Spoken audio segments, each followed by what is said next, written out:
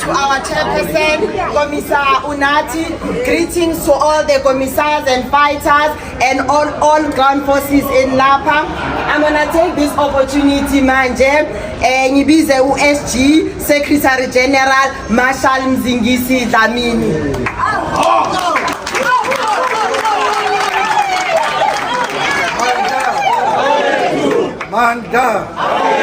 Manda, viva EFF, viva! Viva EFF, viva! Don't leave the Commander-in-Chief, long live! Don't leave the Commander-in-Chief, long live! Don't leave the Commander-in-Chief, long live! Manda!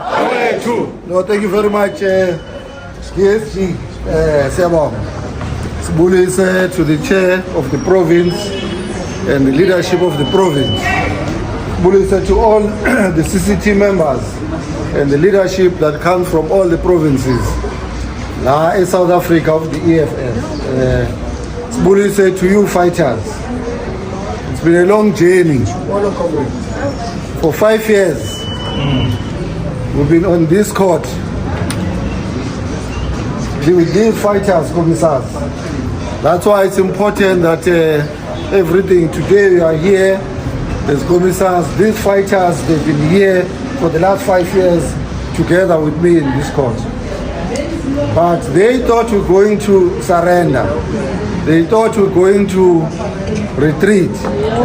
So today, the magistrate has sentenced us to 18 months suspended sentence and a fine of 6,000 for defending the revolution. Because what happened on that day in the State of Nation address, I'm told that there's a State of Nation address next week on the 18th of May. Once we are given a responsibility, we'll do it again. Because what we did there, we've got no regrets. So I've been found guilty for GBH. Ukubamba nje umfana womlungu kancane. Kuthiwa bese kusondele ku-attempted murder. Mawusuka ku-GBH, the next thing kusho ukuthi ususondele ku-attempted murder. On a civil case that we explained now, ukuthi on the day we received a communication from police there is a threat in the life of the CIC. And the police themselves, including the poisonous bullet case and all the police that came here, when they were asked under oath, did you know about the threat in the life of the CIC? All of them, they confirmed that there was a threat that was reported by the police ex-saying. So before the incident, they knew that there is a threat in the life of the president. So when we left that parliament on the day, we left the parliament, we decided that because there is this threat as the leadership, we're not going to do the normal business of parliament. You know, once we enter those chambers, we always ask questions, we are robust. But on that day as the leadership, we said to say, now that the police have confirmed that there's a threat in the life of the president, and that threat, they said to us, it's going to happen through the commotion with white shirts and those bouncers. And we took a conscious decision where we briefed CCT that today we're not going to risk it. We're going to go there, sit down quietly in parliament, and then once we are done, we're just going to walk because we have not identified which way is this threat going to come from. So we're going to avoid these bouncers and the white shirts. Even if they don't want us to drink water, we won't drink water. So that there is no confusion. And we communicated to all the members of the parliament that don't be in confrontation with the bouncers because there is a plot and it's going to start there. And that's exactly what happened on the day. We said Cyril finished addressing parliament. As we're walking out of parliament, President, he was leading us from the front. But he had our spokesperson that time, Commissar Mbuyiseni, and DP. When we passed the subs, like those comrades there that are dressed in uniform, and everyone else. After we've passed, a white racist boy. He passed even myself to go and grab the president. He left the deputy president, he left the former SG, he went for the president.